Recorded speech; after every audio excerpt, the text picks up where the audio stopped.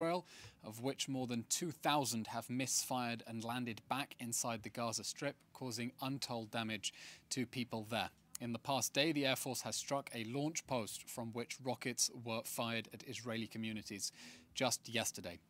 Over 1,200 victims of the 10/7 massacre have been identified to date. Total number of people injured since 10/7 requiring evacuation to hospital is 11,485. IDF fatalities since the start of the October 7th massacre stand at 466. That's up by 3 since yesterday's update. The whole nation mourns the deaths of Master Sergeant First Class Reserves Maoz Pfennigstein, Captain Reserves Lior Sivan, and Captain Reserves Uriel Cohen, who all fell in battle yesterday. May their memories be a blessing. An update on the October 7th hostage crisis. Hamas is still holding 129 people hostage since 10/7. That's in addition to 4 hostages from before the massacre. Among those 129 hostages are 19 females and 110 males, 118 Israelis and 11 foreign citizens, 2 minors, the Bibas infants, and 10 people aged 75 and over, including the men in the Sikh, Hamas and Islamic Jihad propaganda videos. Included in those 129 hostages are at least 21 who have been murdered, with Hamas holding their bodies hostage. Israel demands that the Red Cross pressure Hamas to secure access to the hostages in its terror dungeons. It's just not good enough to say that that won't work, as President Miriana Spoljaric told Prime Minister Netanyahu last week.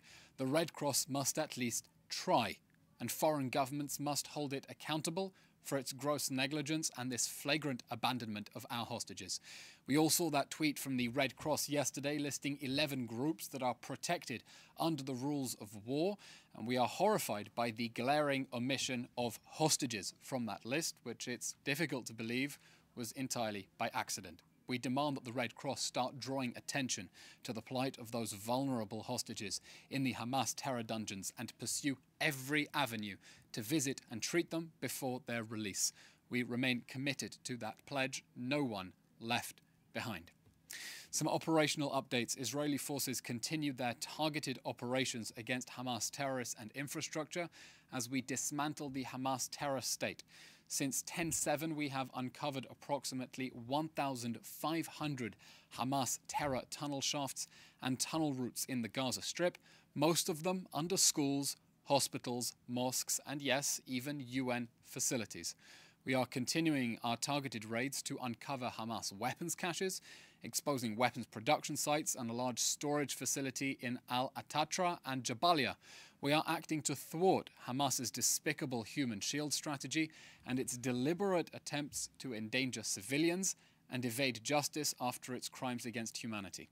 Over the past day, the IDF has struck over 300 terror targets in Gaza. Troops have located a truck with long-range rockets in Jabalia, uncovered underground terror infrastructure in the homes of Hamas terrorists in Khan Yunis, and seized weapons at military command centers in that town too. Israel also continues to expose how Hamas has militarized hospitals, jeopardizing their protected humanitarian status under international law. Yesterday, we revealed how the director of the Kamal Adwan Hospital in Jabalia confessed that Hamas had converted hospitals into military facilities and that he was in fact a high-ranking Hamas officer. This is the same Kamal Adwan Hospital from which dozens of Hamas terrorists surrendered last week with their weapons above their heads. Ahmed Kahalot told investigators that he was recruited to Hamas in 2010 at the rank of brigadier general, and the hospital retained Hamas military operatives as medical staff. Hospitals must be protected. They must be protected from Hamas.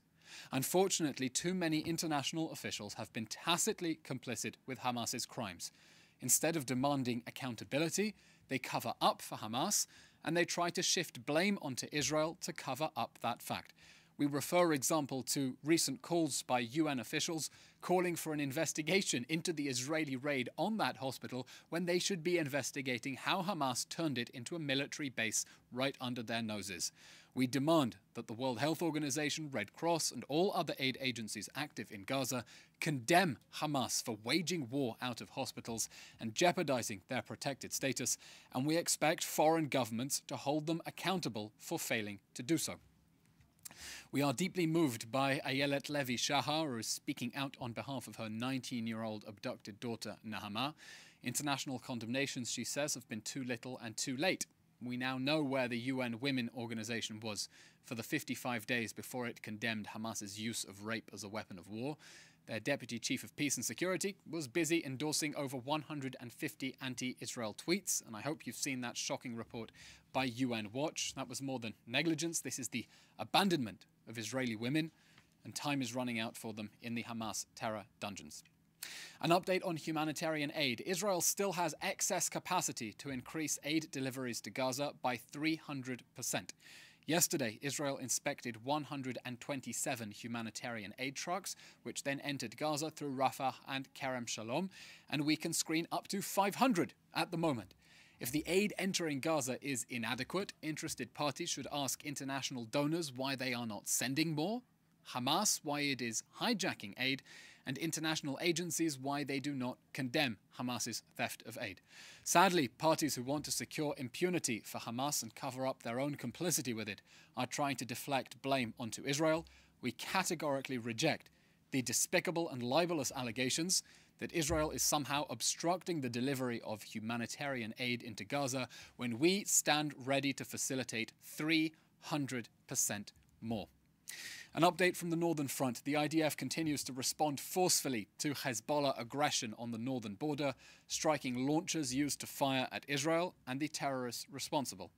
The situation in the north is intolerable, with 80,000 Israelis displaced from communities along the border and unable to return home. Hezbollah's systematic violations of UN Security Council Resolution 1701 have rendered it effectively null and void. After 2.5 months of ignoring our warnings to desist and cease its aggression, Hezbollah is now dragging Lebanon into an unnecessary war that would have devastating consequences for the Lebanese people. The time is now for the international community to act for the full implementation of UN Security Council Resolution 1701, because we are determined to restore security based on that resolution, pushing back Hezbollah. Unless and until a diplomatic solution is found and implemented, we will continue making the necessary preparations to remove that threat from our border. Finally, a diplomatic update. As the UN Security Council prepares for another vote, we are glad that Secretary General Antonio Guterres watched the Hamas atrocity video 74 days after the massacre. After that private screening, he said that what he saw was human beings at their worst, and we propose working that language into a UN Security Council resolution. And here is our text. Having resolved that the Hamas atrocities of the October 7th massacre showed human beings at their worst, the United Nations demands the worst people's unconditional surrender and the immediate release of the hostages.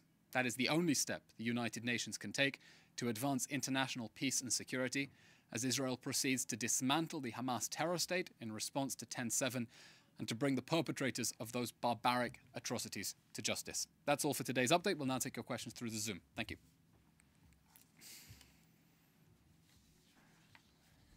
The first question is from Lior Soroka of The Washington Post. Can you comment on the newly published information regarding the death of the 3 hostages by the IDF?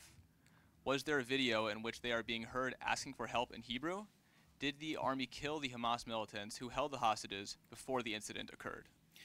That tragic incident is, of course, being investigated fully by the IDF, and everyone in Israel is asking how on earth a tragic accident like that could happen. We know that our forces are operating in impossibly difficult circumstances in which Hamas is operating in civilian dress, out of civilian areas, trying to lure our soldiers into ambushes, including by trying to lure them into thinking that they are going to save hostages, and that is being investigated.